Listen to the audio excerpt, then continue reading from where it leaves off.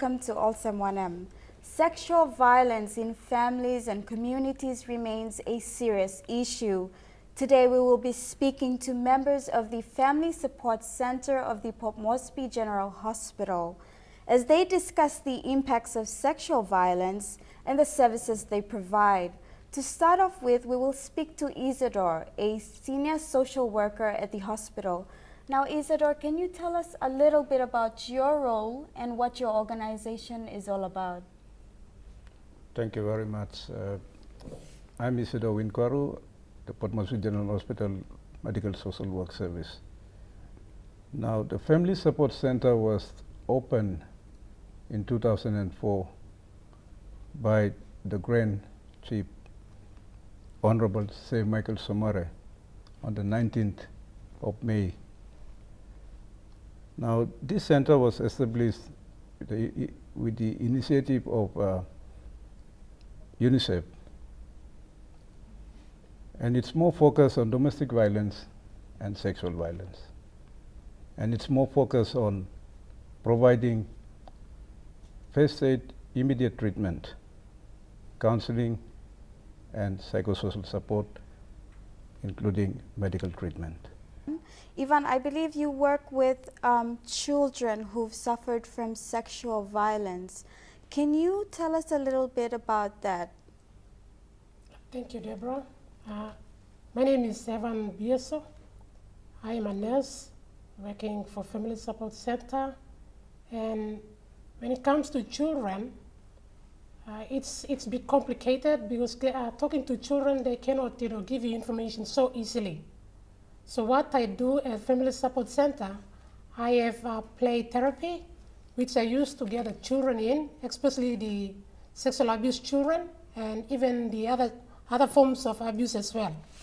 And I do play therapy by providing a safe place, and making them safe to feel free to disclose whatever information they have.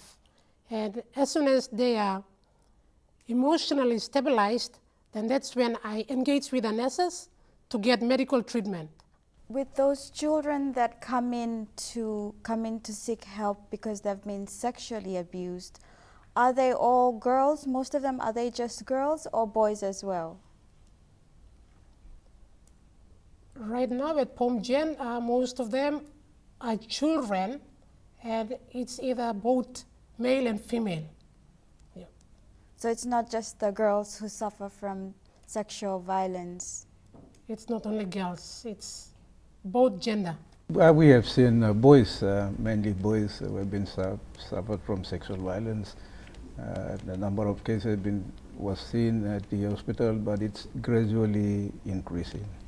Coming from Port Moresby General Hospital, from the Family Support Center in particular, what are the statistics like in terms of child sexual abuse? From previously, like we did not have the medical part of it, and we were not aware that there was a lot of survivors.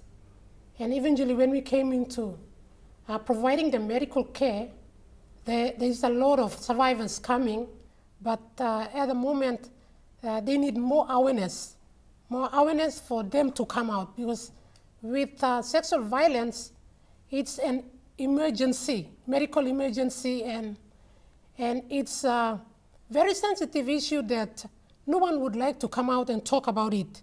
So it will really need time and awareness in order to make people empower so that when they come out, they can speak about it. So you're talking about statistics.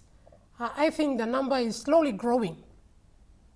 Ivan, can you tell us how you get to tell get these children to tell you what happens to them, what happened to them? I think the psychological part of it, the psychological first aid, that's the most important thing that we do as care providers.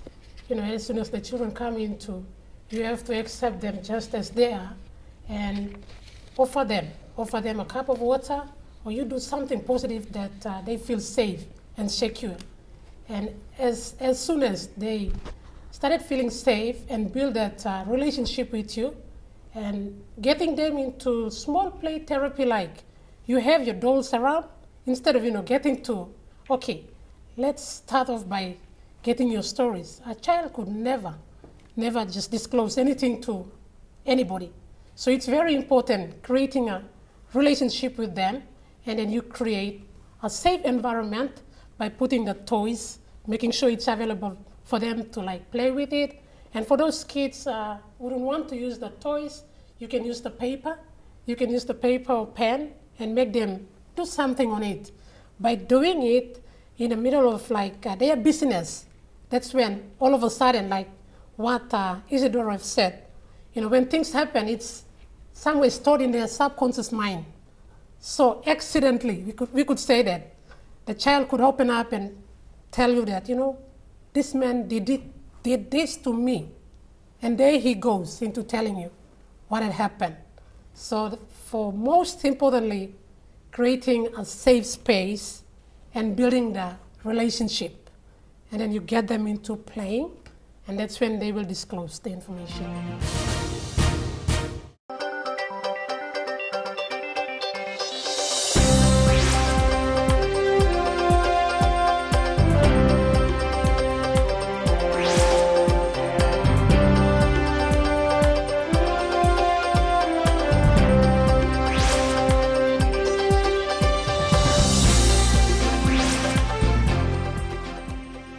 What are the symptoms if someone had a child, and that child was suffering from sexual violence within the home? What are the symptoms, signs and symptoms to look out for? A number of signs to look out for. When you look at the signs, first thing that we think about is we look at the physical signs. Physical signs, obviously, we look at bruises, cuts, facial scars, or all these things, especially in physical side. But when it comes, we also look at the aspects of psychological effects.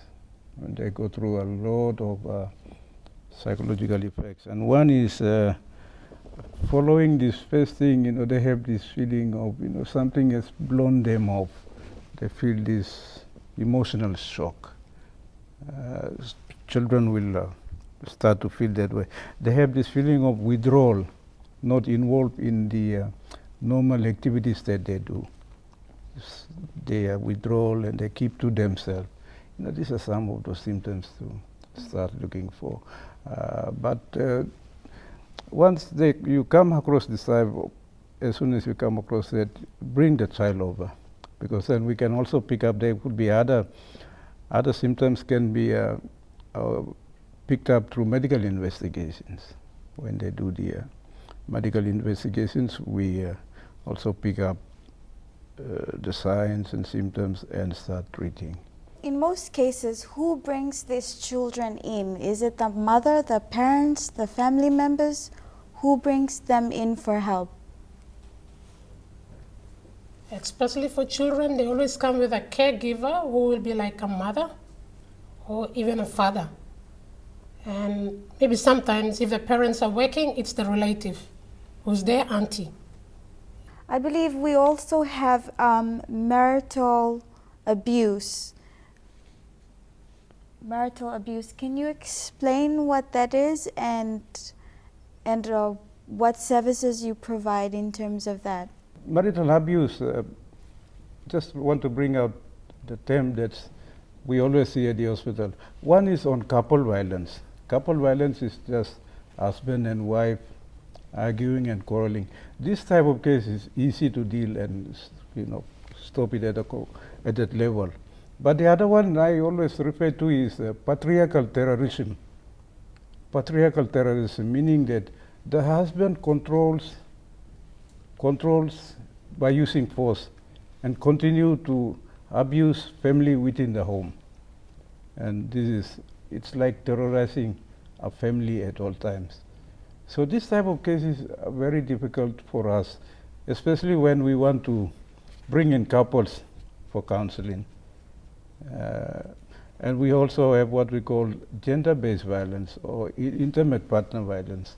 I think Yvonne and the others maybe can say something about that too. on this area. Problems within marriages or within relationships are often seen as a private household matter. How often do people come out for counseling in your support centers?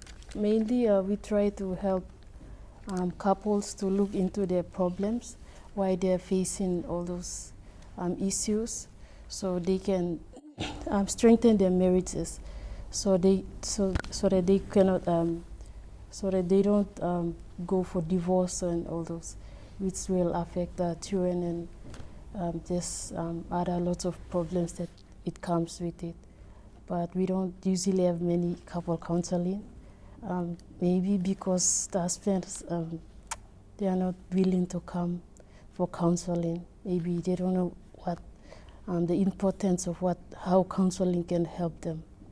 I think some barriers could be like bride price. If women are being paid bride price, they don't come around because the husband has power over them. So if it means like if they come around, they might involve the husband and not only husband. It might involve the whole tribe. In PNG we have this extended family matters, which it's affecting nuclear families. So it's very important to know that there are a lot of factors causing that. Like one of them I could say it's bride price, and the other one, if the woman is unemployed, it's impossible to come and access such service. Because if she goes back, their husband might increase the level of violence. So in order to care for the woman and the children, she will be vulnerable and she doesn't access the service because she has to think about children. Where will she get, money to buy food and survive? So sometimes it's a lot of factors causing these barriers that women don't access the service that we are providing. At the same time, they can come to Family Support Center and get a service there, but when it comes to the legal part, if the legal part is not working well for them, then it's another factor. It's another barrier again. It's causing them to lose hope in the service that we are providing.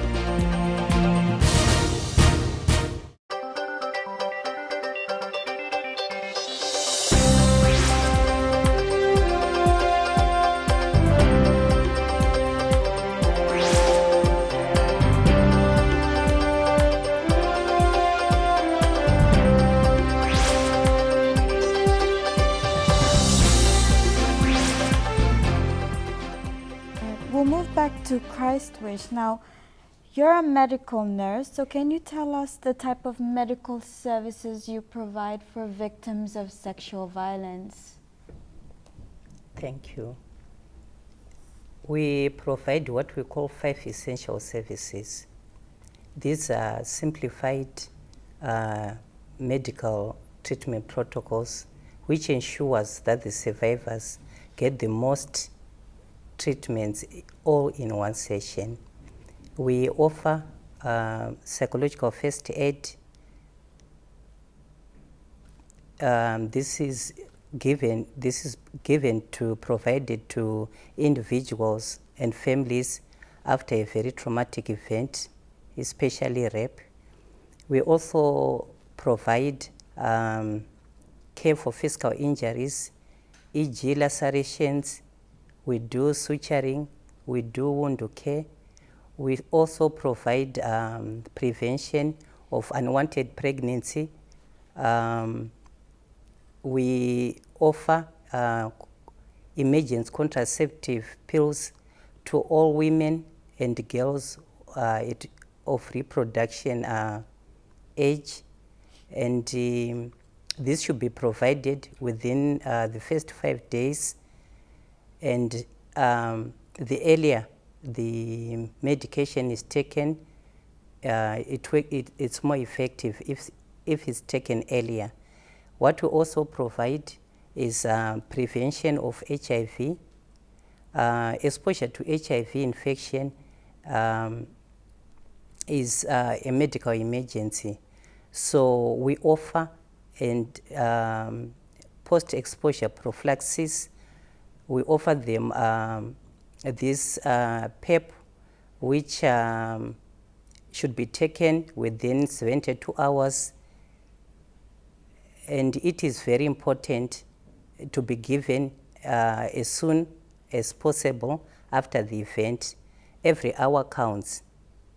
It is very, very important and crucial for our survivors of family and sexual violence to come within 72 hours so that they get the best medical care and psychosocial care. I'll move on to Isidore. Isidore, can you please tell us the steps we should take or someone should take when they're being sexually abused? What is the first thing that they should do? Should they go to the hospital or should they report that to the police? It depends on the case. If it is severe, it's a severe case. It's a sexual violence. If they, for example, if they are bleeding heavily, they need to seek treatment, need to report to the hospital as soon as possible. But if it is not a severe case, but it's a chronic one that has been silently going on, this type of case can be reported to the police, and the police can pick up from there and then come in to the hospital. So it depends on the situation. It depends on the situation. As I have said, life and death issue. If the life is being threatened, then, example, the physical injury is more severe, they need to come to the hospital, get a treatment first. After that, and report it to the police. But on cases where, if it is a continuous thing, but it has been happening silently without any physical injury, this type of case can be reported directly to the police first. To add to what Isidore has just said, it is very important for the survivors within the first 72 hours to get emergency care. Like prevention of HIV, it should be done within the first 72 hours or within the first 3 days. So we encourage all the survivors out there to come as soon as possible. Every hour counts. Basically, you provide medical, counseling, and assistance in terms of taking legal actions, is that right? And they're all are free? We refer to other support systems like legal services and the police, where they can get more help. All right. So how has been the turn up of people who've come in to seek assistance from your organization so far compared to the past few years? From the time we started, our numbers are actually increasing. You know, we are getting more and more because of more awareness. We are actually going out into the community, making awarenesses about family and sexual violence. We are going out there in the community, telling them to come to Family Support Clinic, where we offer confidential and medical and psychosocial care.